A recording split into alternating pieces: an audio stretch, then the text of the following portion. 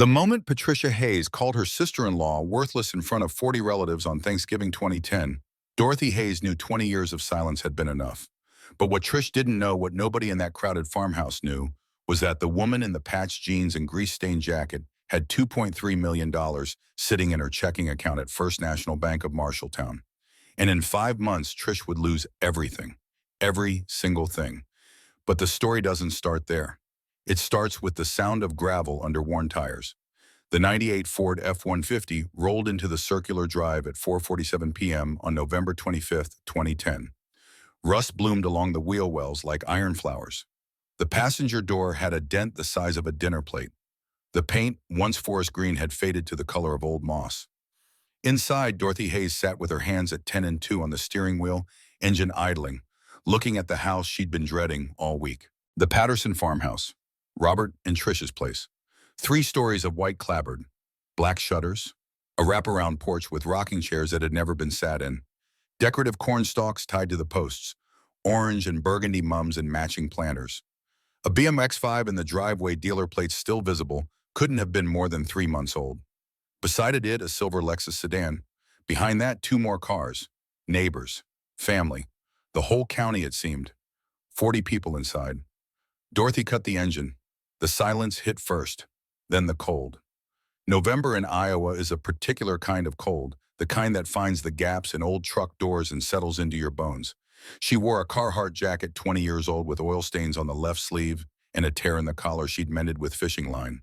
Underneath, a flannel shirt from Fleet Farm, jeans with patches on both knees, work boots that had seen 3 resolings. She looked at the house. Through the bay window, she could see them. The family, the relatives. Her brother Robert, 70 years old, thinning hair, stooped shoulders, standing by the fireplace with a drink in his hand. Cousins she saw once a year, nieces and nephews. And Trish, Patricia Hayes, 65 years old, hair-colored honey blonde at a salon in Des Moines, every 6 weeks, $180 per visit. Botox in the forehead and around the eyes done quarterly, $300 per session. Nails manicured. Outfit pressed. Designer jeans that cost more than Dorothy's entire wardrobe. A cashmere sweater in cream. Pearl earrings. Trish stood in the center of the living room like a queen holding court. Dorothy watched her laugh, watched her gesture with a wine glass, watched her touch someone's arm in that way that said, "I'm listening, I care, you matter to me." The performance was flawless. 20 years of practice made it flawless. Dorothy picked up the pie from the passenger seat. Pumpkin. Made from scratch. The crust had taken her 3 attempts to get right. She'd used her mother's recipe, the one written in pencil on a card so old the paper had gone soft as cloth.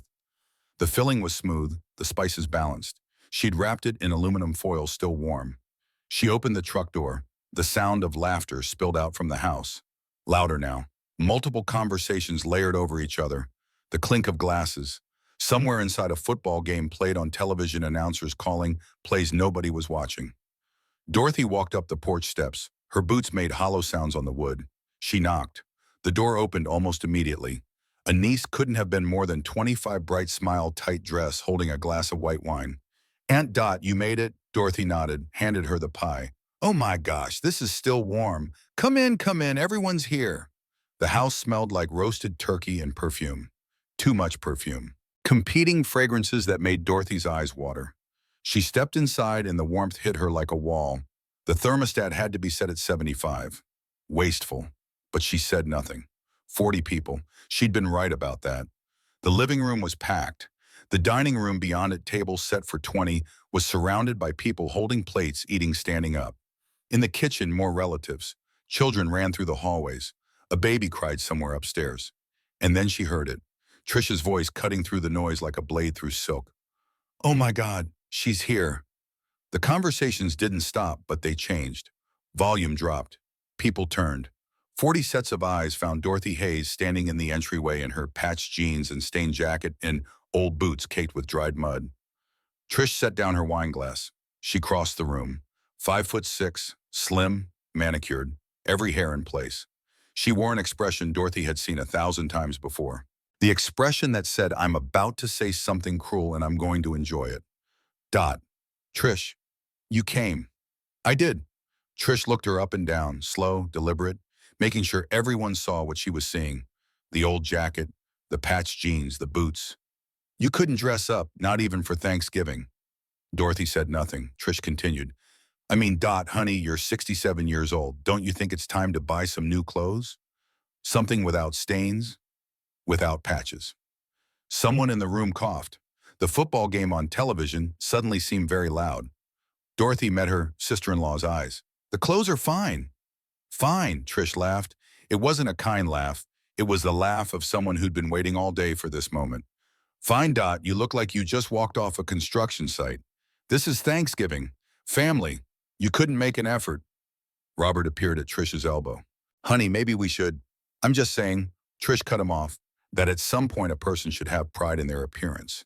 Your sister shows up looking like this every single time. Every holiday, every family gathering. It's embarrassing. The room had gone completely quiet now. Even the children had stopped running. Trish wasn't finished. And that truck. She gestured toward the window, toward the rusted F-150 visible in the driveway. That thing is what, 12 years old, 15? It's falling apart. You can't drive something decent, something that doesn't make the whole family look like we're living in poverty. Dorothy shifted her weight slightly. The floorboard creaked under her boot. The truck runs fine. The truck is an embarrassment, Trish's voice rose. She turned to address the room. My sister-in-law, everyone. 67 years old, dresses like a homeless person. Drives a truck, held together with duct tape. Lives on a farm that looks like something from the Depression. And she wonders why people talk. Robert tried again. Trish, that's enough. It's not enough, Trish spun back to Dorothy. You make us all look bad, Dot. You understand that when people see you, they see Robert's sister.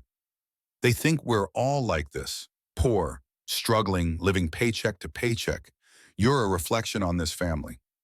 Dorothy stood very still. She could feel the eyes on her. 40 people, cousins, nieces, nephews, in-laws, friends of friends, all watching, all waiting to see what the woman in patched jeans would say to the woman in cashmere. Dorothy's voice, when it came, was quiet. I sleep well at night. Trish blinked. What? I said I sleep well every night, no stress, no worry. The truck is paid off. The farm is paid off. The clothes are mine. No debt, no payments, no interest. I sleep very well. Trish stared at her for 3 long seconds. Then she laughed again, louder this time. Louder this. Oh my God, you actually think that's something to be proud of? Being boring, being cheap, never going anywhere, never doing anything, never enjoying life. She turned to the room.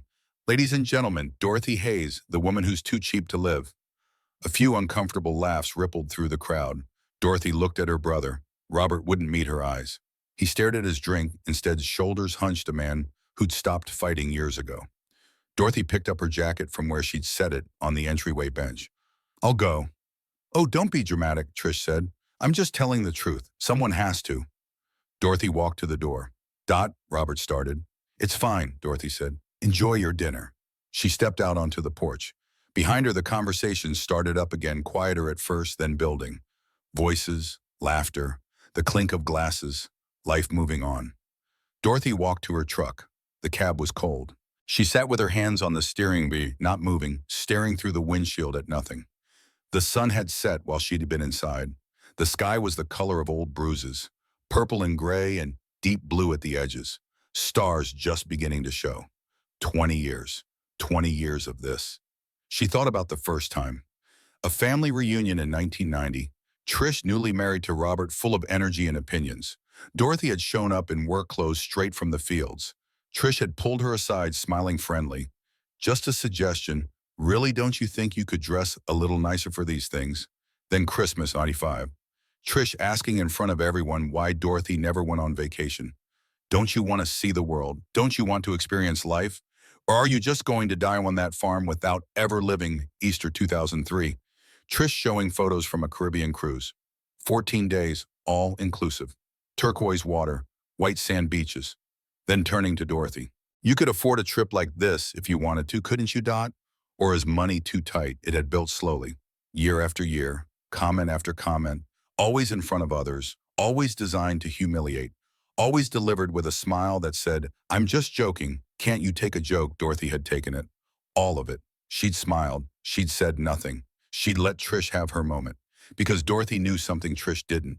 She knew what $2.3 million looked like in a checking account. She knew what it felt like to own 2,000 acres free and clear. She knew the peace that came from zero debt, zero payments, zero creditors calling at dinner time. She knew what Trish didn't, that everything Trish had was borrowed. The BMW in the driveway, leased, $650 a month. The house renovation 3 years ago, $85,000 on a home equity line of credit. The cruises, the designer clothes, the jewelry. The salon visits, all of it paid for with credit cards that carried balances that never decreased, only grew. Dorothy had watched it happen. She'd said nothing, because people don't listen when they don't want to hear. But she'd watched. She started the truck. The engine coughed, settled into a rough idle. She let it warm up. No heat yet. The vents blew cold air that smelled like dust and old oil. She pulled out of the driveway. The road back to her farm was empty. 8 miles of county highway, 2 lanes, no lights. Cornfields on both sides harvested, and bare stubble poking through snow that had fallen 3 days ago and never melted. The truck's headlights carved a tunnel through the darkness. Dorothy drove and remembered. Not 1990, not 2003, 1979. She'd been 36 years old. It was March, cold, wet. The kind of spring that felt more like winter, refusing to die. George Patterson's farm was being auctioned. 480 acres, good land. Rich black soil, tile drained, well-maintained, buildings in decent shape, equipment that worked. George Patterson had been a good farmer, a careful farmer, a man who did things right. But in 1976, George had bought new equipment, a combine, 2 tractors, a planter. He'd borrowed heavy, 70% financing. The rates had been reasonable then, 7%, 8%, manageable. Then 1979 hit. Interest rates spiked, 14%, 16%, 20%. The payments on George's equipment ballooned. At the same time, grain prices collapsed. Corn that should have sold for $3 a bushel was selling for $2.20. Soybeans dropped from $7 to $5.50. George couldn't make the payments. The bank foreclosed. Dorothy had driven to the auction on a Thursday morning, March 15th, 1979. She'd brought $12,000 in a cashier's check, her life savings, 10 years of saving, every spare dollar from every harvest. The auction was held in George's barn. 80 people showed up.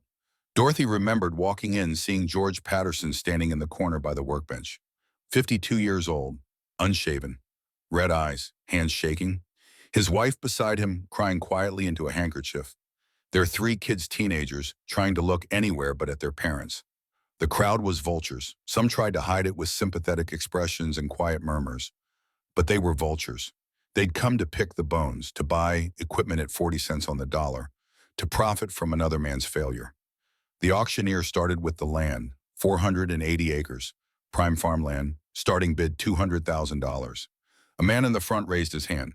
210, another hand, 220, back and forth, 230, 240, 250, sold, $260,000.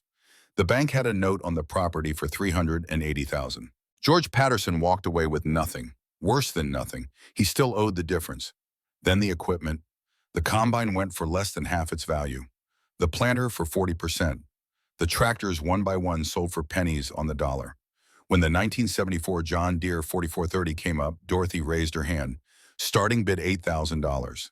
The tractor was worth $28,000. It had 2,800 hours.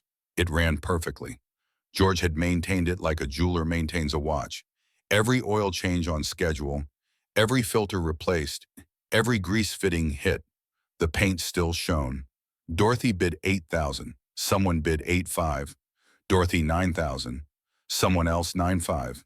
Back and forth. At $11,000, the other bidders dropped out. Going once, going twice. Sold. $11,200 to the lady in the back. Dorothy wrote the check. George Patterson watched her load the tractor onto a trailer. He didn't say anything. What could he say? Thank you for buying my life's work at auction. Thank you for being there when I lost everything. He just watched. Dorothy drove that tractor home. She parked it in her shed next to her own 1959 Farmall. She sat in the cab for a long time, hands on the steering wheel, staring at nothing. And she made a decision. She would never, ever, under any circumstances, allow debt to control her life. She would never borrow unless absolutely necessary. She would never mistake borrowed money for wealth. She would never confuse a payment plan with ownership. And if she ever had extra money, if she ever built something beyond survival, she would help others avoid George Patterson's fate. That was 1979. She was 36 years old. Now she was 67. And in those 31 years, she'd kept her promise. The truck turned onto the gravel road that led to her property. No sign, no mailbox with her name. Just a road that looked like every other farm road in Marshall County. 2,000 acres. She'd bought the original 320 in 1968 when she was 25 years old. $186,000. She'd borrowed $136,000 at 7.2%. High debt for that era. Her father had warned her. Her mother had cried. That much debt, they'd said, that's dangerous. But Dorothy had a plan. Pay it off in 10 years instead of 25. She'd paid $1,780 a month, $20,600 a year, plus every extra dollar she could squeeze from the farm, from side jobs, from selling equipment she didn't need, from living on almost nothing. By 1978, she'd paid it off. 10 years, not 25. She'd paid $136,000 in principal plus $68,000 in interest. Total $204,000. If she'd taken the full 25 years, she would have paid $136,000 in principal plus $176,000 in interest. Total $312,000. She'd save $108,000 by paying early. That $108,000 became the foundation. Between 1979 and 1989, she'd attended 43 farm auctions, bought 23 tractors, paid $205,600 total. Average price $8,939 per tractor. Those tractors were worth $580,000 by 1989. Between 1990 and 2010, she'd sold or given away 32 tractors to young farmers. Zero interest, at cost, sometimes below cost, sometimes free. She'd helped 32 people start farming who otherwise couldn't have afforded equipment. And while she was doing that, she'd bought land. 11 farms between 1982 and 2002. 1,680 acres total. Paid cash for everyone. Average price $840 per acre. By 2010, that land was worth $4,000 per acre. She'd turned $1,600,000 into $6,720,000. Add her original 320 acres. Add the equipment. Add the buildings. Add the checking account. Dorothy Hayes, the woman in patched jeans who drove a rusted truck, was worth somewhere north of $8 million. And nobody knew. Not Trish, not Robert, not the cousins or the neighbors or the people at church who whispered about her behind her back. Nobody. Dorothy pulled up to her house. It was small, built in 1968 when she'd bought the farm. 1,600 square feet, 2 bedrooms, 1 bathroom, wood siding that needed paint. A roof she'd patched herself 3 years ago. Windows original to the house. She could have built a mansion. Could have built something that would make Trish's renovated farmhouse look like a shack. But she didn't, because houses don't make you happy. Debt makes you stressed. Payments make you trapped. Freedom makes you happy. She cut the engine. The silence was immediate and total. No traffic, no neighbors close enough to hear. Just wind and darkness and the distant sound of an owl hunting in the timber. She sat in the truck and thought about Trish's face. The sneer, the condescension, the performance for 40 witnesses. 20 years of it. But Dorothy smiled, not a bitter smile, not a vengeful smile, a knowing smile, because in 5 months Trish's world would collapse.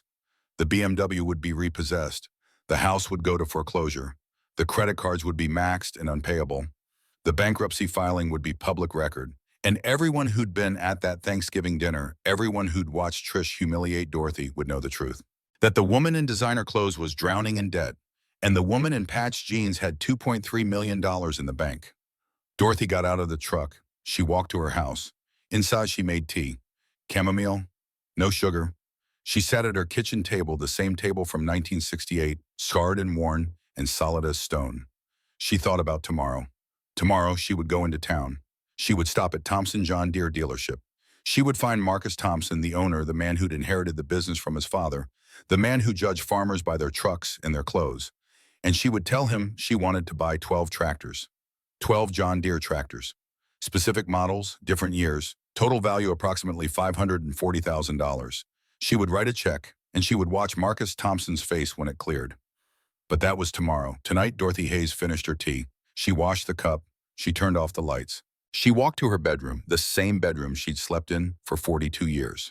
She changed into pajamas her mother had made in 1980, Flannel worn soft as silk, patched in places, but warm and comfortable. She climbed into bed, and she slept.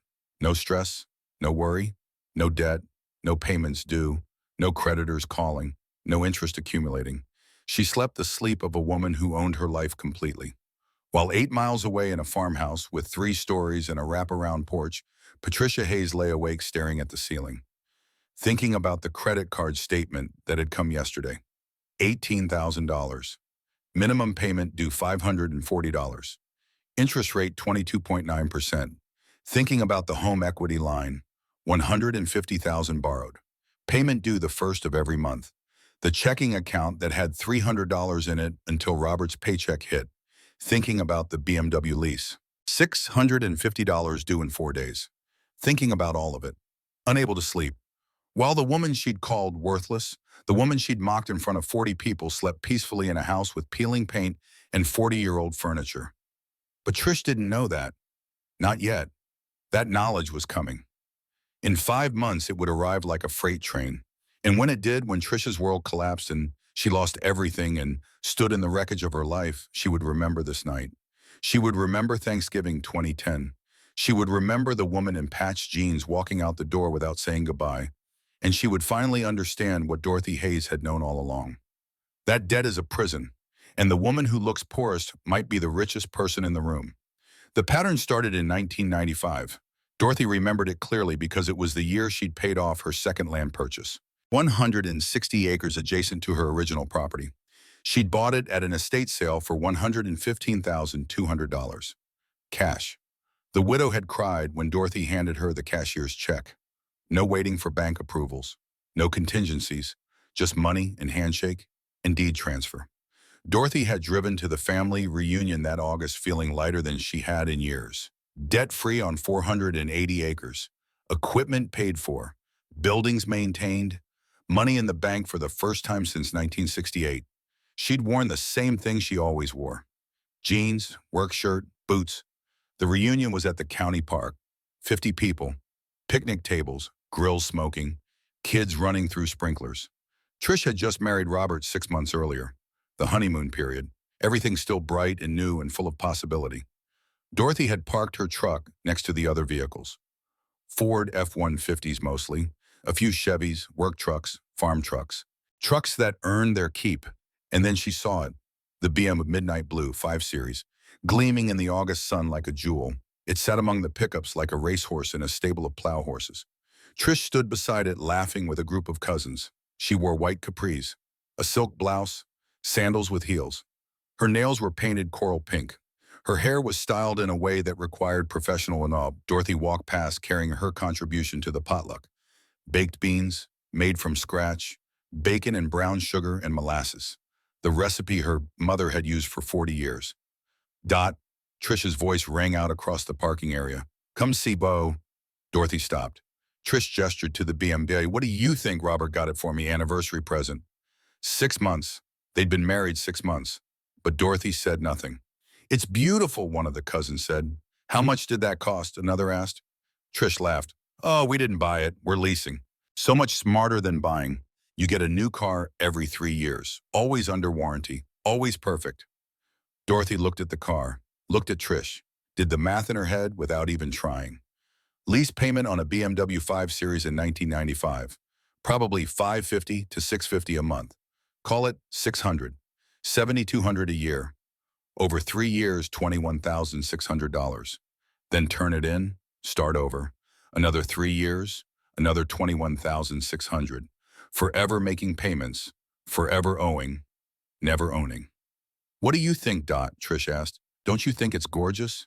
It's very nice. You should get one. I mean, you could probably afford it, right? You've been farming for what, almost 30 years. Dorothy set down the beans on the nearest picnic table. I have a truck. Yes, but Trish tilted her head, smiling friendly, concerned. Don't you think it's time for something a little nicer? Something that doesn't have mud on the tires? The cousins laughed, gentle laughter. Not mean, just agreeing with Trish because Trish was new and pretty and drove a BM. Dorothy had walked away. But she'd stored it, that moment, that comment, that seed, because it wouldn't be the last time. 3 years later, 1998, Dorothy bought another farm, 240 acres. Estate sale, $163,200. Cash. The man's children hadn't wanted to farm. They'd wanted the money fast so they could split it and move on with their lives. Dorothy had given them what they wanted. She now owned 720 acres. Christmas that year was at Robert and Trish's house. They'd bought a farmhouse 2 years earlier. Nice place. Solid. Built in 1947. 2 stories. Good bones. Needed work but nothing structural. Dorothy had arrived at 6 p.m. The house was lit up like a casino. Christmas lights outlining every window, every door, every roof line. A wreath on the door that was bigger than a tractor tire. Inside, the decorations continued. A tree that touched the ceiling. Garland wrapped around every banister. Stockings hung over a fireplace that worked but was never used because Trish thought wood smoke was messy. 15 people. Family. Close family. Robert's side. They'd eaten prime rib. Trish had made a point of mentioning it cost $70. But you only live once, right? After dinner, after dessert, after 2 bottles of wine had been emptied, Trish pulled out the photo album. I want to show everyone our vacation photos. She'd gone to the Caribbean, St. Thomas, 10 days, all-inclusive resort. She passed the album around the living room. White sand beaches, turquoise water, fruity drinks with umbrellas. Trish in a bikini, Robert in swimming trunks, sunburned, looking uncomfortable but smiling for the camera. This was our suite, Trish said, pointing to a photo. 500 square feet, ocean view, private balcony. They cleaned it twice a day. Can you imagine twice a day?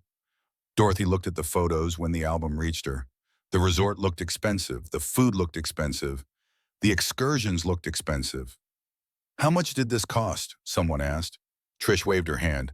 Oh, we put it on a card. We'll pay it off over time. You can't put a price on memories, right? She turned to Dorothy. Dot, when's the last time you took a vacation? Dorothy thought about it. I went to Des Moines last spring. Des Moines, Trish laughed. That's not a vacation. That's a day trip. I mean a real vacation. Beaches, relaxation, getting away from everything. I like the farm. But don't you want to see the world and experience things, or are you just going to work until you die without ever living? The room got quiet. Dorothy closed the photo album, handed it back. The farm is living. The farm is work, Trish said. She wasn't mean about it. Not yet. She was concerned, genuinely concerned in that way people are concerned when they think you're missing out on something important. You should try it sometime. A real vacation. You'd love it. Dorothy had driven home that night thinking about the photos. The beach looked nice. The water looked beautiful.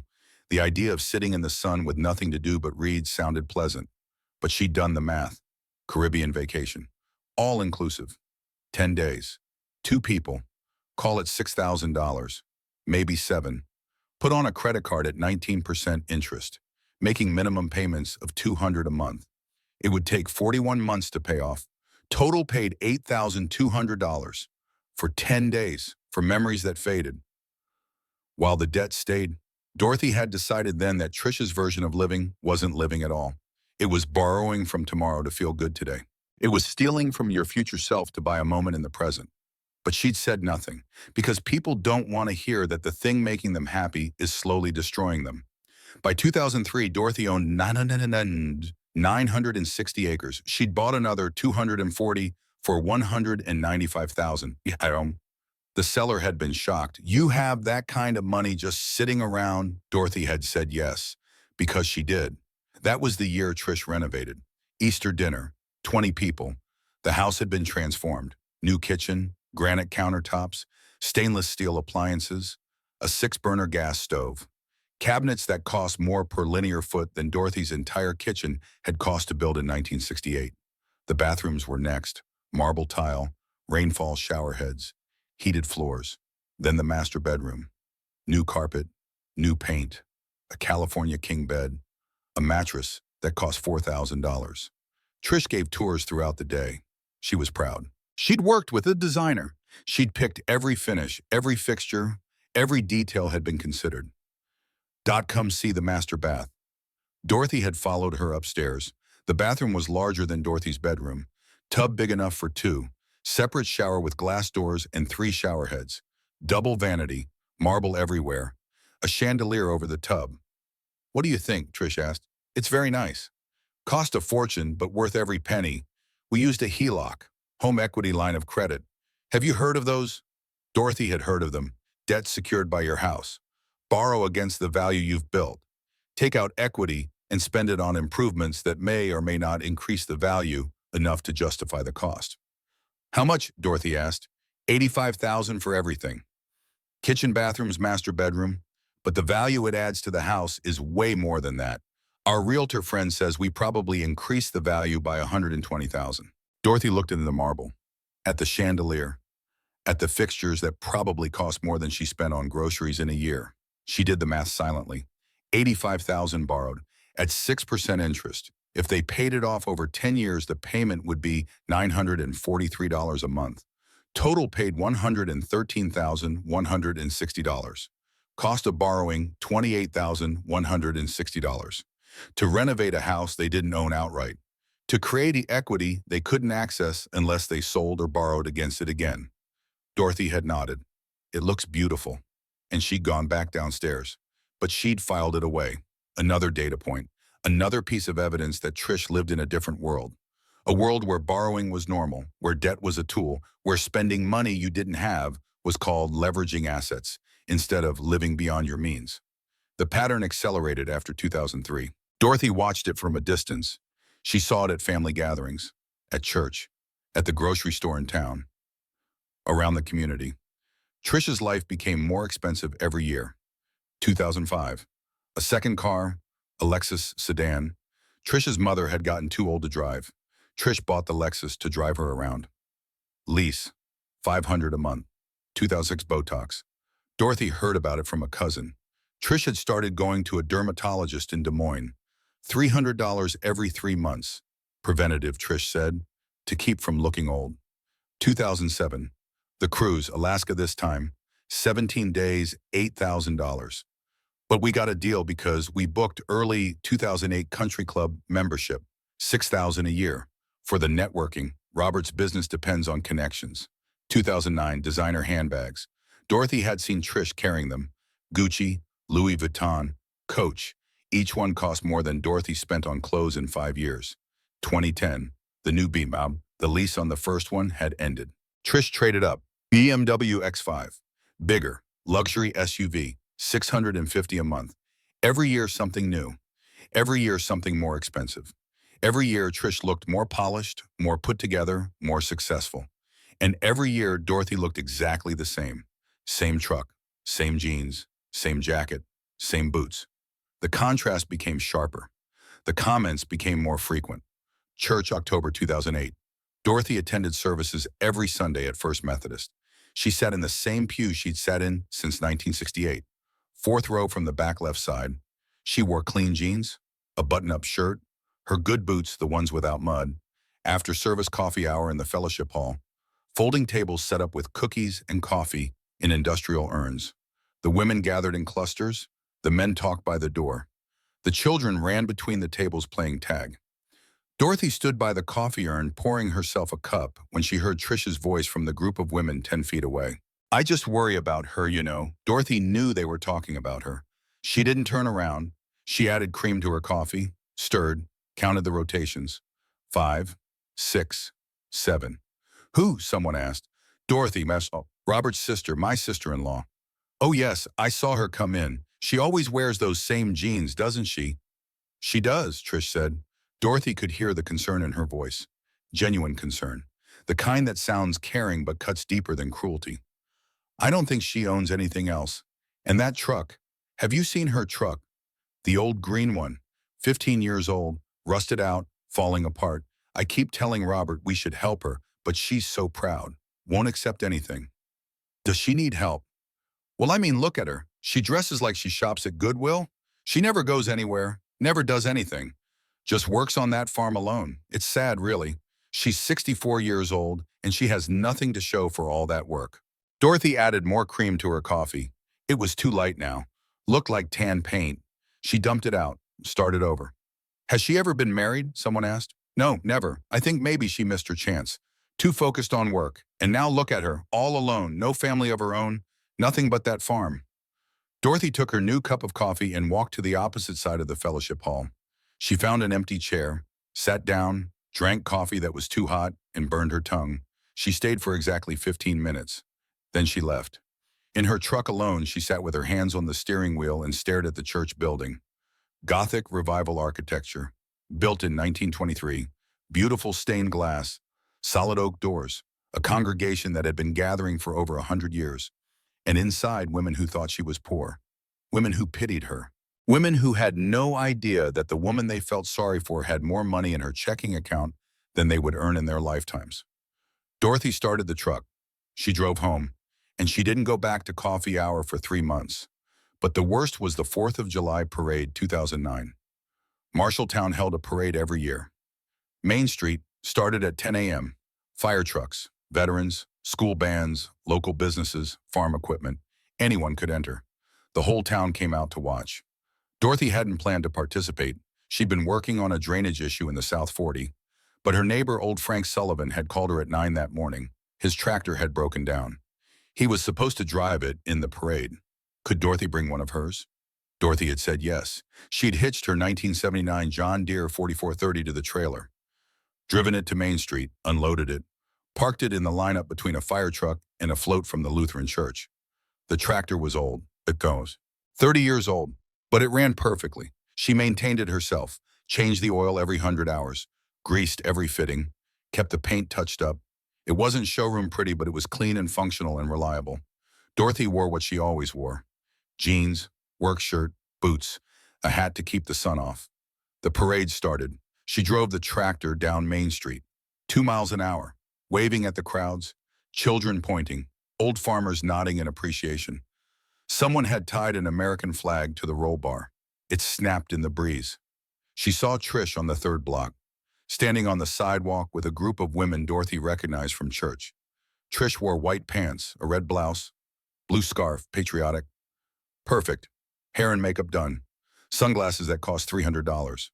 Dorothy waved. Trish didn't wave back. Instead, Trish leaned over to the woman next to her and said something. The woman laughed, covered her mouth, looked at Dorothy, looked away, still laughing. Dorothy couldn't hear what Trish had said. The tractor was too loud, but she could imagine. Look at her, driving that old tractor, looking like a farmhand. Can't she afford something better? Dorothy kept driving. 3 blocks later, the parade ended. She drove the tractor back to the staging area, loaded it on the trailer, drove home. That night, she sat on her porch and watched the fireworks from 12 miles away. Distant pops and flashes of color above the horizon. Pretty, free, requiring nothing from her but attention. She thought about Trish's face, the laugh, the joke Dorothy couldn't hear but could feel. And for the first time in years, Dorothy wondered if Trish was right. That doubt was dangerous. It grew over the next year like mold in a dark basement. Slow, quiet, invisible, until it wasn't. By October 2010, and a month before Thanksgiving, Dorothy found herself questioning everything. She was sitting in her kitchen, same table from 1968, drinking tea, looking at a catalog that had come in the mail. Furniture. Nice furniture, leather sofas, oak dining tables, beds with proper headboards instead of the metal frame from Sears she'd bought in '72. She could afford it.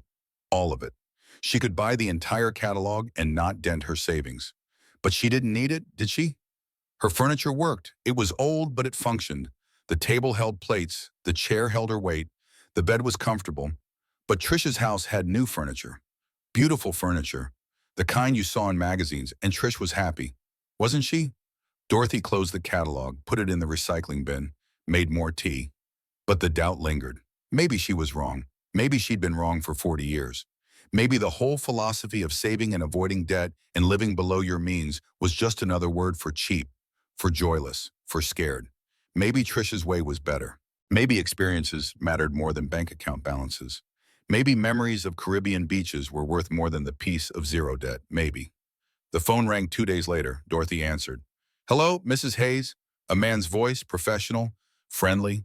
"This is Stephen Morris from First National Bank. How are you today?" "Fine." "That's wonderful, Mrs. Hayes. I'm calling because we've been reviewing our top customers and your name came up. You've been banking with us since 1968, is that correct?" "Yes." 42 years. That's wonderful loyalty. We really appreciate customers like you. Now, the reason I'm calling is we'd like to offer you something we think you'll find very attractive. Have you ever considered a home equity line of credit? Dorothy set down her tea. No. Well, let me tell you about it. You own your home outright, correct? And your land? Yes. Wonderful. Based on our records, the equity in your property is substantial. We'd like to offer you a home equity line of credit up to $300,000. That's money you can access anytime you need it. Home improvements, vacations, new equipment, whatever you want. Dorothy was quiet. Stephen Morris continued, "The beauty of a HELOC is flexibility. You only pay interest on what you use, and the interest is tax deductible in most cases. It's like having a safety net, peace of mind." "What's the interest rate?" "Currently 4.5%. Very competitive." Dorothy did the math. 300,000 at 4.5%. If she borrowed the full amount and made interest-only payments, that would be $13,500 per year, $1,125 per month, just for the privilege of borrowing against property she'd spent 40 years paying off.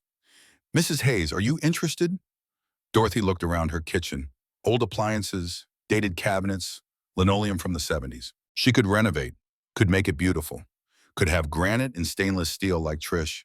She could take a vacation, could see beaches, could experience the world beyond Marshall County. She could buy new furniture, a new truck, new clothes.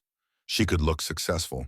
All it would cost was $13,500 a year, forever, or until she paid it back, or until the bank decided to call the loan, or until something went wrong and she couldn't make the payments and they foreclosed on the property she'd spent a lifetime securing. "No," Dorothy said, "I'm not interested." "Are you sure this is a very generous offer? Most of our customers would jump at an opportunity like this." "I'm sure." "Can I ask why not? Is there something about the terms you'd like to discuss?" Dorothy thought about George Patterson. March 1979, standing in his barn watching strangers auction off his life's work. Red eyes, shaking hands, his wife crying, his children ashamed. "I don't borrow money," Dorothy said. "But Mrs. Hayes, this is your own money. You've built this equity over decades. This is just accessing what's already yours." "If it's already mine, I don't need to borrow it." Stephen Morris laughed. "Well, that's certainly one way to look at it, but think of all the things you could do. Don't you want to enjoy your retirement?" "I am enjoying it. But wouldn't you like to travel to see the world?" "I see my world every day. I like it." There was a pause. Stephen Morris sounded confused. "Mrs. Hayes, I have to tell you, you're the first customer I've called this month who's turned down a HELOC. Everyone else has been very excited." "I'm sure they have. Can I at least send you some information? You can think it over. No pressure." "No, thank you." "Are you certain?" "Yes." "Well, if you change your mind, you have my number. The offer stands. We'd love to work with you." "Goodbye, Mr. Morris." Dorothy hung up. She sat at her table for a long time. She'd been tempted. For maybe 30 seconds, she'd been tempted. She'd imagined saying yes. Imagine the money in her account. Imagine walking into a furniture store and buying everything she wanted without checking prices. Imagine booking a cruise and not worrying about the cost. She'd imagined it, and then she'd remembered George Patterson. And she'd said no, because debt, no matter how you dressed it up, no matter what you called it, no matter how you justified it, was still debt. It was still someone else having a claim on your property. It was still payments due every month. It was still interest that never slept, never took a day off, never stopped accumulating. And Dorothy Hayes had promised herself 41 years ago that she would never let debt control her life. She'd kept that promise. She would keep it until she died. But she watched. Over the next month, she watched Trish. Really watched, not the surface. Not the BMW and the designer clothes and the salon hair. She watched what was underneath. She saw Robert at the hardware store in early November. He looked tired, gray skin, shadows under his eyes. He bought paint, but his hands shook when he signed the credit card receipt. She saw Trish at the grocery store. Trish's cart was full, but at the checkout, she watched Trish put 3 items back before paying. Watched her hesitate before running her credit card. Watched her stare at the total like it was a problem she couldn't solve. She saw the 4 sale posts on Facebook. Trish selling jewelry, designer purses. Downsizing, the post said, decluttering. But Dorothy knew better. People don't sell $1,000 handbags they bought 6 months ago because they're decluttering. They sell them because they need cash. Dorothy drove past Robert and Trish's house one evening in mid-November. The lights were on. Through the window, she could see them at the kitchen table. Papers spread out, Robert with his head in his hands, Trish gesturing animated, stressed. Dorothy drove on. She didn't stop, didn't offer help. because Trish wouldn't accept it, because Robert was too proud, because some lessons can't be taught. They have to be learned. But Dorothy knew what was coming. The cascade had started, maybe years ago, maybe in 2003 when they borrowed $85,000 to renovate, maybe in 2000 when they leased the second car, maybe in 2007 when they put the Alaska cruise on a credit card and didn't pay it off. It didn't matter when it started. What mattered was that it had started, and now it was accelerating, and there was nothing Dorothy could do to stop it. All she could do was watch and wait and prepare for what was coming. Because Dorothy Hayes had a secret that Trish didn't know, that Robert didn't know, that nobody except a handful of people knew. Dorothy had been helping people for 30 years, not with words, not with advice, with equipment, with opportunity, with zero-interest loans and tractors sold at cost and sometimes given away free. Since 1990, she'd helped 32 young farmers get started. The first was Graham Mitchell. 1990, Graham was 26, engineering degree from Iowa State. Good job at a manufacturing plant in Ames. Made decent money, hated every minute of it. He'd grown up on a farm. His father had lost it in 1987, foreclosure. Graham had been 23. He'd watched it happen, watched the auction, watched his father break. Graham wanted to farm, but he had no equipment, no way to get financing. Banks wouldn't lend to someone with no collateral and no farming history. He'd heard about Dorothy.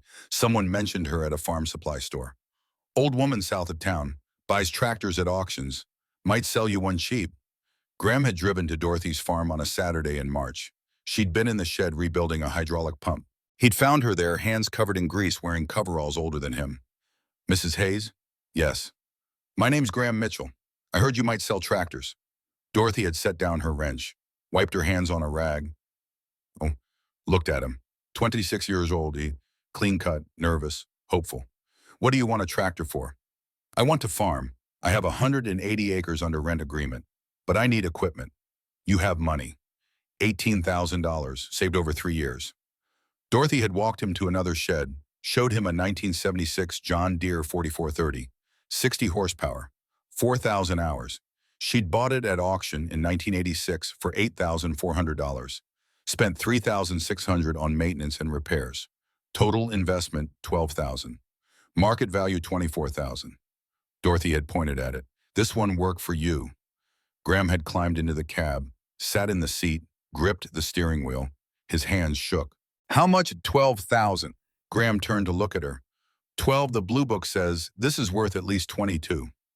I paid 8,000 at auction, put 4,000 into it. I'm selling it for cost." Why? Dorothy had looked at him, really looked. She saw her younger self. She saw every farmer who'd lost everything in the 80s. She saw George Patterson standing in his barn watching his life disappear. "Because someone should have helped my neighbors when they needed it. Nobody did. So I'm helping now." Graham had bought the tractor, $12,000. Payment plan $1,000, down $200 per month for 5 years, zero interest. By 95, he'd paid it off. By 2000, he owned 240 acres. By 2010, he owned 640 acres. Net worth approximately $2.8 million. And Graham had sent 19 other young farmers to Dorothy over the years. 19 people who couldn't get bank financing, who had no collateral, who just needed someone to believe in them. Dorothy had helped them all. The 32nd farmer was Maggie Foster, 2010, 29 years old, high school teacher, earned $38,000 a year, saved $22,000 over 5 years, wanted to farm more than she wanted to breathe, but banks required $45,000 in annual income to qualify for equipment loans. Maggie was short by $7,000, so she was shut out. Unless Maggie had heard about Dorothy from Cora Brennan, another female farmer Dorothy had helped in 1994. Cora owned 560 acres now. She'd told Maggie, "If anyone can help you, it's Dorothy Hayes." Maggie had driven to Dorothy's farm in October 2010. Dorothy had been working on a combine in the machine shed. Maggie had walked in, introduced herself, explained her situation. Dorothy had listened without interrupting. Then she'd said, "I'm planning to help 12 farmers next spring. You're on my list." Your list. Young people who need equipment, who have character and work ethic but no access to capital. "I'm buying 12 tractors. You'll get one." "How much?" "Free." Maggie had stared at her. "What? No payment, no interest, free. You've already proven you can save. You've already proven you're disciplined. You don't need to prove anything else to me. I, I can't accept that. Yes, you can, and you will, because you'll do the same thing for someone else in 20 years. Maggie had cried. Right there in the machine shed, surrounded by equipment and oil and grease, she'd cried. And Dorothy had stood there 67 years old, covered in hydraulic fluid, and thought about George Patterson, about auctions, about debt, about the difference between giving someone a handout and giving them an opportunity. November 20th, 2010, 5 days before Thanksgiving. Dorothy received a call from Robert. Hey, sis. Hi. Listen, you're still coming to Thanksgiving, right? Planning to. Good, good. Trish wanted me to check. Silence on the line. Dorothy could hear something in his voice. Stress, worry. Robert, are you okay? Yeah, fine, just, holiday stress. How's work? Good, good. Same as always. But it wasn't. Dorothy knew it wasn't. The John Deere dealership where Robert worked as a salesman had been cutting back. She'd heard about it. Reduced hours, fewer commissions. The economy was recovering from 2008, but slowly. Robert, if you need anything. We're fine, he said quickly. Too quickly. Everything's fine. See you Thursday. He hung up. Dorothy stood in her kitchen holding the phone. Everything wasn't fine, but she couldn't force help on someone who wouldn't accept it. All she could do was wait, and that's what she did. She waited. 5 days later, Thanksgiving happened. 20 years of tension broke open in front of 40 witnesses. And Dorothy walked out knowing that the endgame had begun. But what Dorothy didn't know, what she wouldn't discover until 3 months later, was that on November 24th, 2010, the day before Thanksgiving, Patricia Hayes received a letter from First National Bank. A letter that said, Notice of default, 90 days to cure or foreclosure proceedings will begin. Trish had hidden that letter, stuffed it in a drawer, told herself she'd deal with it after the holiday, told herself it would be fine, told herself that maybe somehow it would all work out. And then she'd gone to Thanksgiving dinner and called Dorothy worthless in front of 40 people. Called her embarrassing. Called her poor. Called her a reflection on the family. While that letter sat in a drawer at home. 90 days. The clock was ticking. And in 3 months, Dorothy Hayes would walk into Thompson John Deere dealership and ask to buy 12 tractors worth over $500,000. And everything Trish thought she knew about her sister-in-law would shatter like glass. November 30th, 2010. 5 days after Thanksgiving. Robert Hayes walked out of Thompson John Deere at 4:47 p.m. carrying a cardboard box. Inside the box had a coffee mug with his name on it, a desk calendar from 2009 he'd never thrown away, 3 pens, a photo of Trish from their wedding, and a plaque that read 20 years of service. 22 years, actually. But who was counting? Marcus Thompson had called him into the office at 4 o'clock. Robert, sit down. Robert had sat. Marcus hadn't met his eyes. I'm going to cut straight to it. We're reducing staff. The economy's still recovering. Equipment sales are down 30% from 2007. I can't carry the payroll anymore. I understand, Robert had said, because what else could he say? I'm letting go of 3 salesmen. You're one of them. Okay. It's nothing personal. You've been good for us. But last in, first out. Robert had been hired in 1908. Last in there were salesmen who'd been there since 2005. But Robert didn't argue. He was 70 years old. He was tired. And somewhere deep down, he'd known this was coming. 2 weeks severance, Marcus said. Health insurance through end of January. I'm sorry. Robert had packed his box, walked out, driven home in silence. Now he sat in his truck in the driveway of his house looking at the 3-story farmhouse he and Trish had bought in 1998 and renovated in 2003, and wondered how he was going to tell his wife that their household income had just dropped from $78,000 a year to zero. He told her at dinner. Trish had made chicken, baked, with roasted vegetables. A nice meal, normal, like everything was fine. Robert waited until they'd finished eating. I lost my job today. Trish set down her fork. What? Layoffs. Marcus let 3 of us go. I'm one of them. But you've been there 22 years. Doesn't matter. Sales are down. He had to cut costs. Trish stared at him. Her face went through several expressions in rapid succession. Shock, disbelief, anger, fear. What are we going to do? I'll find something else. You're 70 years old, Robert. Who's going to hire you? The words hung in the air between them. Robert had no answer. Because she was right. He was 70. His knees were bad. His back was worse. His skills were equipment sales in a shrinking market. He had no college degree, no specialized training, no connections outside of farming. Who was going to hire him? "We'll figure it out," he said. But he didn't believe it, and neither did Trish. December arrived like a bill collector. Actually, bill collectors arrived too. The first call came December 3rd. Chase Bank, credit card, no, balance $18,400. Minimum payment due $540. Payment 30 days overdue. Mrs. Hayes, we need to discuss your account. Trish had been avoiding the statements, hadn't opened them, just threw them in a drawer. If you don't look at the problem doesn't exist, right? "I'll send a payment," she said. "When can we expect it?" "Soon. Mrs. Hayes, your account is seriously delinquent. If we don't receive payment within 10 days, we'll have to escalate this to collections." "I understand." She hung up. She had $347 in checking. Robert's last paycheck had been deposited November 20th, $2,100 net. They'd spent most of it on Thanksgiving dinner and regular bills. $540 minimum payment. She had $347. The math didn't work. December 7th, Capital One, balance $22,600. Minimum payment $678. 60 days overdue. December 10th, Discover, balance $14,200. Minimum payment $426. 45 days overdue. December 14th, Bank of America, balance $12,800. Minimum payment $384. 30 days overdue.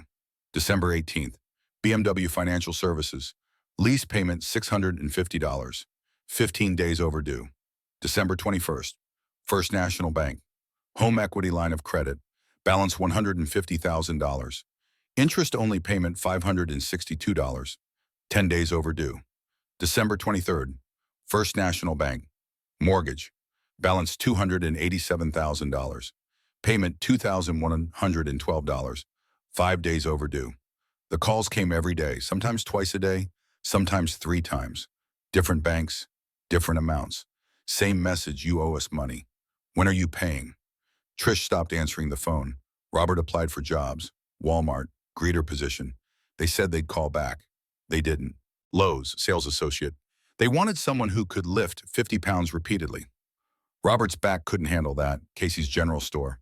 Night shift clerk. They hired someone else. Farm supply store. Counter help. They said he was overqualified, which meant too old. By mid-December, Robert had applied to 14 places. He'd gotten 3 interviews. 0 offers. He sat at the kitchen table one afternoon, laptop open, staring at job listings that all required skills he didn't have or physical abilities he'd lost 20 years ago. Trish came in, looked over his shoulder. "Anything?" "Not yet." She poured herself coffee. Her hands shook. Robert noticed she'd lost weight, noticed she wasn't getting her hair done anymore. The blonde was growing out, gray showing at the roots. Noticed she wasn't wearing makeup. "We need to talk about money," Robert said. "I know." "The credit cards." "I know, Robert, I know. We can't pay the minimums. We can't pay anything. We have $800 in checking." "I said I know." She slammed the coffee cup down. Coffee sloshed over the rim, pooled on the granite countertop they'd bought with borrowed money in 2003. Robert waited. Trish took a breath, steadied herself. "I'm selling things, jewelry, handbags, clothes. I've made about $4,000 in the last month." "That's good." "It's not enough. We need $15,000 just to catch up on everything. And that's just getting current. That's not even paying down balances." Robert had no response. Trish sat down across from him. For the first time in years, she looked her age. 65, tired, scared. "We're going to lose the house, aren't we?" Robert wanted to lie. Wanted to tell her it would be okay. Wanted to be the husband who fixed things, who protected her, who made everything right. But he'd stopped being that husband years ago. "Probably," he said. Trish nodded. Didn't cry, didn't scream, just nodded. "When 3 months, maybe 4, depends on how long the bank takes with foreclosure." "Can we sell it before they foreclose?" "Market's down, we owe 287. It might appraise for 320, maybe 330. By the time we pay the realtor and closing costs, we'd net maybe 25,000. That wouldn't even cover the credit card debt." "So we lose everything?" "Yes." They sat in silence. Outside, December wind rattled the windows. The house was cold. They turned the thermostat down to 62 to save money. Trish wore a sweater. Robert wore a jacket. In the house they'd renovated for $85,000. I should have listened to you, Trish said quietly. What, well, 10 years ago, when you said we were spending too much, I should have listened. Robert reached across the table, took her hand. It was cold.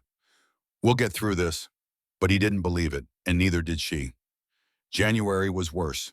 The 90-day foreclosure notice arrived January 4th. Certified mail.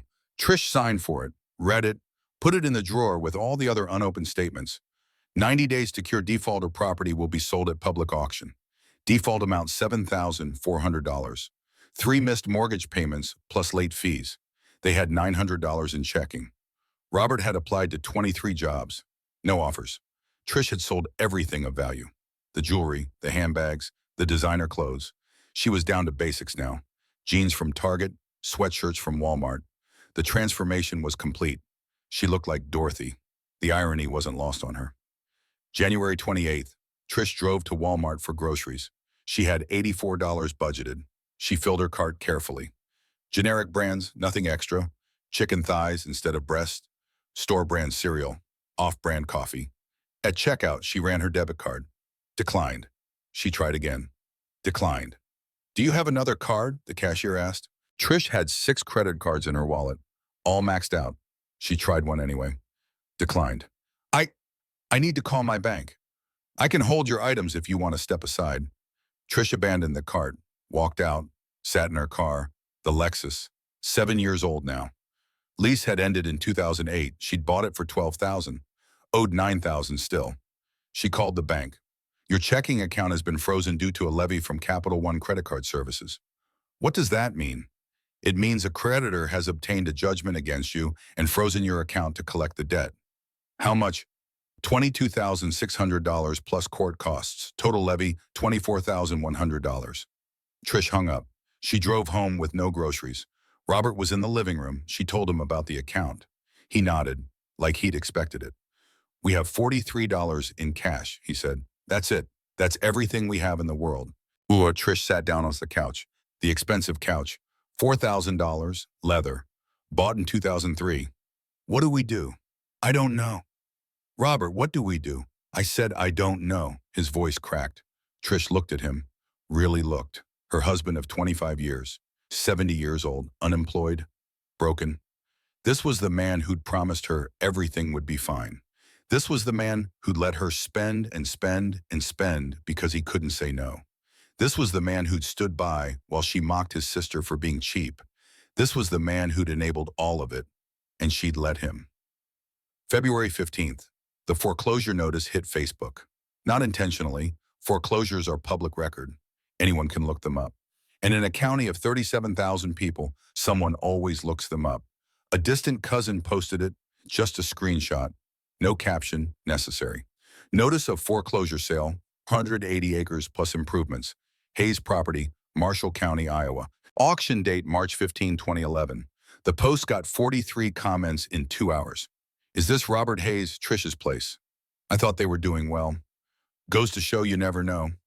Always seemed like they had money. All borrowed, apparently. Shame. Trish saw the post at 3 p.m. She'd been checking Facebook obsessively since December, watching her friends post about vacations and new purchases and normal life, watching the world continue while hers collapsed. Now the world knew. She deactivated her account, but it was too late. By evening, everyone in church knew. Everyone in town knew. Everyone they'd ever done business with knew. Robert and Trish Hayes were broke. Sunday, February 20th. Church. Trish hadn't been in 3 weeks, couldn't face people, but Robert insisted. We can't hide forever. They walked in 5 minutes late, slipped into a back pew, the one Dorothy usually sat in. Heads turned, whispers. Trish heard fragments. That's them. Heard they lost everything. Credit cards. All fake. The service felt endless. Reverend Nathaniel Webb preached about Job, about suffering, about faith in difficult times. Trish wondered if he'd chosen that text on purpose. After service coffee hour, they tried to slip out. Evelyn Blackwell caught them. Robert, Trish, how are you? Evelyn was 72, widow, farmer, Dorothy's best friend. We're fine, Robert said. I heard about the house, I'm sorry. Thank you. If you need anything. We're fine, Trish said, too sharp, too defensive. Evelyn nodded, didn't push. But her eyes said, I know you're not fine. They left. In the car, Trish said, everyone knows. Yes. Everyone's talking about us. Yes. Everyone's judging us. Robert started the engine. Yes. Do you know who's not talking? Who's not judging? Who? Your sister. Dorothy hasn't said one word. Not one call. Not one I told you so. Nothing. Robert pulled out of the parking lot. Would you have listened? Trish had no answer. February 28th, 2:17 a.m. Trish couldn't sleep. She'd been lying in bed for 4 hours, staring at the ceiling, doing math in her head. Math that didn't work no matter how she arranged the numbers. Total debt, $287,400. Equity in house, maybe $40,000 if they were lucky. Credit card debt, $68,200. Car debt, $9,000. Total owed $364,600. Assets, house, 2 cars, furniture. Total value maybe $70,000. They were underwater by almost $300,000. Bankruptcy was inevitable. At 2:17 a.m., she couldn't take it anymore. She got up, went to the kitchen, found her phone, scrolled through contacts. Dorothy, her finger hovered over the name. Dorothy, who dressed like she shopped at Goodwill.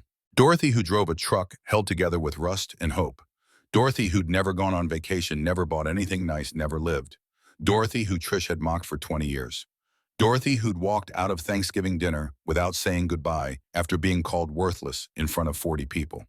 Dorothy. Trish pressed call.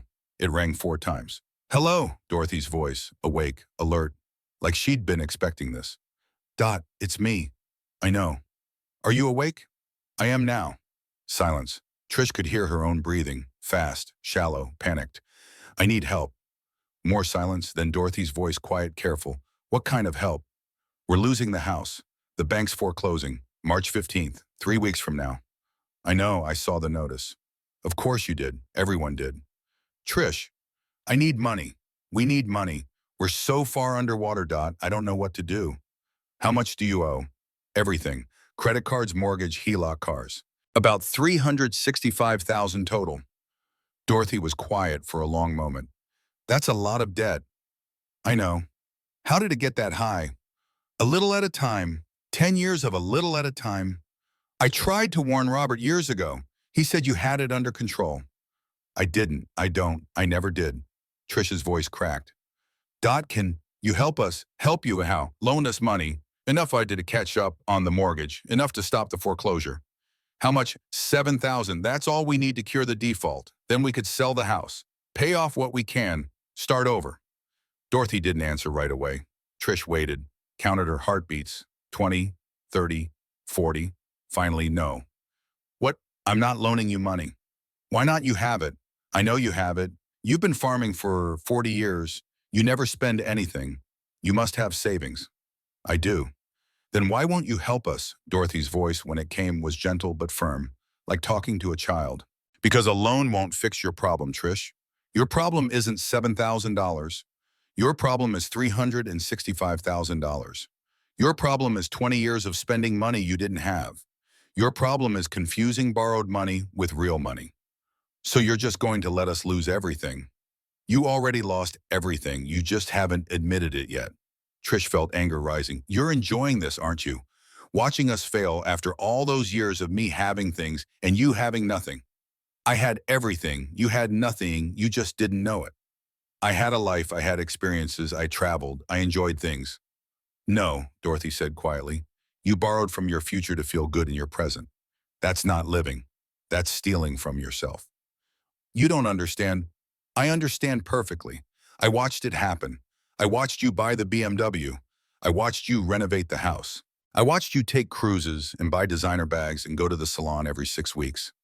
I watched you build a prison out of debt and call it living. At least I lived. You just worked. You just saved. You never did anything. I sleep at night, Trish. Do you? The question hit like a slap because Trish hadn't slept through the night in 3 months. That's not fair. It's completely fair. You called me worthless. You called me an embarrassment. You said I made the family look poor. You said all of that in front of 40 people. But who's poor now, Trish? Who's losing their house? Who can't buy groceries? Trish was crying now. I'm sorry. I'm sorry I said those things. I was wrong. I was cruel, but I'm asking for help now. Please, Marty, I can't help you, not the way you want. What does that mean? It means you need to go through this. You need to lose the house. You need to face what you've done because until you hit bottom, you won't change. That's easy for you to say. You're not losing everything. I lost everything in 1979, Dorothy said. Not literally, but I watched my neighbor lose everything. I watched George Patterson stand in his barn and watch strangers auction off his life's work because he borrowed too much. I decided that day I would never let that happen to me. You should have made that decision 20 years ago. So that's it, you're not helping. I didn't say that. What? I said I'm not loaning you money, but after the foreclosure, after the bankruptcy, after you've faced what needs to be faced, I'll help you rebuild, if you're willing to learn. Trish wiped her eyes. What does that mean? It means I'll be at your foreclosure auction, and we'll talk after. Why would you come to that? You'll see. Dot. Get some sleep, Trish. You have 3 weeks until March 15th. Use them to prepare. Dorothy hung up. Trish sat in her dark kitchen, holding a dead phone. Outside, February wind rattled the windows of the house she was about to lose. Inside, she cried, but quietly, because Robert was sleeping upstairs and she didn't want to wake him with the sound of her breaking. March 15th, 2011, 9:15 a.m. Dorothy Hayes walked into Thompson John Deere dealership wearing patched jeans, a grease-stained Carhartt jacket, and boots caked with dried mud. Marcus Thompson was in his office. His receptionist called back, "Marcus, there's a customer to see you."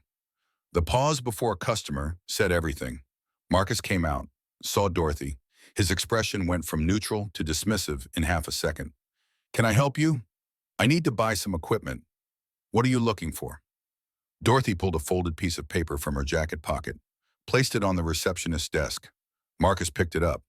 Read, 3 1978-1982 John Deere 4040s, 2 1979 to 1983 John Deere 4640s, 3 to 1975 to 1979 John Deere 4430s, 2 1973-1977 John Deere 4230s, 2 1968 to 1972 John Deere 4020s. Marcus looked up. "This is 12 tractors." "Yes." "You want to buy 12 tractors today?" "If you have them." Marcus laughed, not a polite chuckle, a full condescending laugh, the kind that says, "I can't believe I'm wasting my time with this." "Ma'am, do you know what 12 tractors cost?" "I have a budget of $540,000. Marcus stopped laughing. "What? I need 12 specific models. Do you have any of them in inventory?" Marcus stared at her. Old woman, 60-something, patched jeans, dirty boots, serious face. He checked his computer. He had 4 that matched her list. 1980, John Deere, 44440, 38,500. 1981 John Deere, 41,200. 1977 John Deere, 34,800.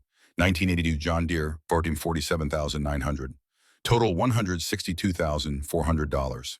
"I have 4, Marcus said slowly. "Total is 162,400. Dorothy opened her checkbook. Plain green checks. Nothing fancy. Started writing. Marcus watched.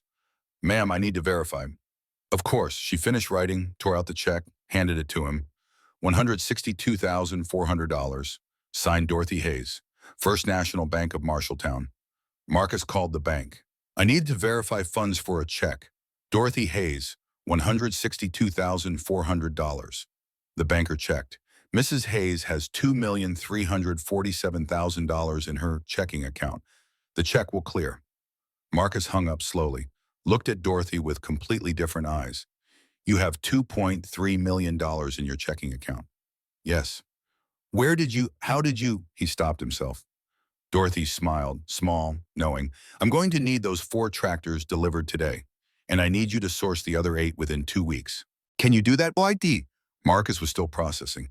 $2.3 million. The woman in patched jeans had $2.3 million in checking. "Yes, I can source them." "Good, I'll pay cash for all 12. And Marcus?" She looked at him directly. "In the future, maybe listen before you laugh. You might learn something." She walked out.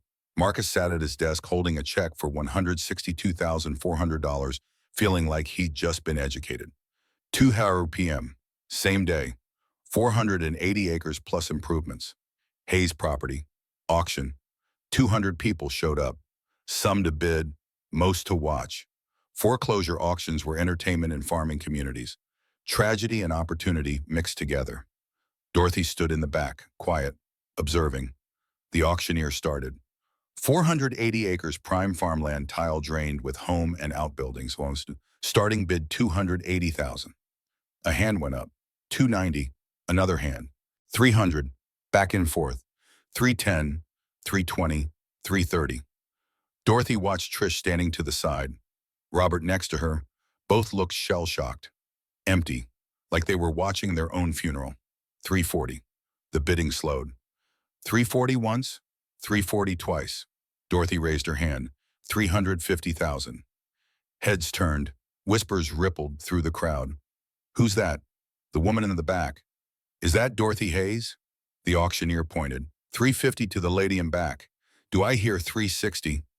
Silence. 350 once. 350 twice. Sold $350,000 to Dorothy Hayes. The crowd murmured. Trish stared. Robert's mouth opened. Dorothy walked forward, handed the auctioneer a cashier's check. $350,000, already prepared. She'd known she would buy it. The auctioneer processed the sale. Congratulations, Mrs. Hayes. Property is yours. Dorothy nodded, turned. Walked past Trish without speaking. Past Robert without looking. Out to her truck. 5:30 p.m. Dorothy was loading one of the tractors Marcus had delivered when she heard tires on gravel. A car pulled up. The Lexus, 7 years old, owed more than it was worth. Trish got out, walked over. They stood in the machine shed. Dorothy by the tractor. Trish 10 feet away. You bought our house? Yes. For $350,000, Key. Yes. You have that kind of money just sitting around? Yes. Trish looked at the tractor, at the shed, at the 17 other tractors in various bays, at Dorothy in her patched jeans and old jacket. 20 years. I made fun of you for 20 years. And the whole time you had millions. I had freedom. The millions are just numbers. Why didn't you tell me? Why did you let me think you were poor? I did tell you 100 times. You didn't listen. You were too busy comparing, too busy judging, too busy spending money you didn't have. So what now? You bought our house. Are you going to kick us out? No. Trish blinked. What? You and Robert can rent it back. $800 a month. 800 market rate is 2,000. I know, but Robert is my brother, and you need to learn. 800 covers my costs. You get a place to live, and hopefully you learn that debt is a trap. Trish stared at her. Why would you do that? After everything I said, after how I treated you. Dorothy leaned against the tractor. Because 20 years ago you were right about one thing. We are family, and family helps each other, not by enabling, not by pretending problems don't exist, but by being there when the consequences come. I don't deserve your help. No, you don't, but I'm giving it anyway, because that's what people with actual wealth do. They help. They don't just accumulate. They don't just judge. They help. Trish's eyes filled with tears. I'm sorry. For everything. For every comment. For every joke. For every time I made you feel small. I'm so sorry. I know. Can you forgive me? Dorothy thought about it. Really thought. Ask me in a year, after you've rented the house, after you've lived on a budget, after you've learned what it feels like to own your life instead of owing your life. Ask me then. Trish nodded, wiped her eyes. What are all these tractors for? 12 young farmers, people who can't get equipment financing. I'm giving them what banks won't. Opportunity. You're giving away $500,000. I'm investing $500,000 in people who will use it right, who will remember that someone believed in them, who will pass that forward. Trish looked around the shed again. 17 tractors, all maintained, all ready, all waiting for farmers who needed them.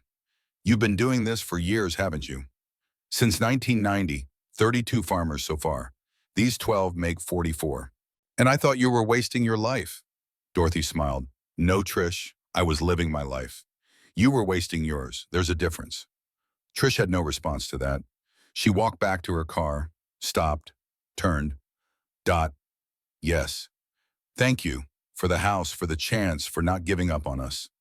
Dorothy nodded. Trish drove away. And Dorothy Hayes, 67 years old, stood in her machine shed surrounded by tractors worth $600,000 on a farm worth $8 million with $2.1 million in the bank after today's purchases. The woman everyone had pitied. The woman everyone had judged. The woman in patched jeans. She went back to work because 12 farmers were waiting, and she had promises to keep.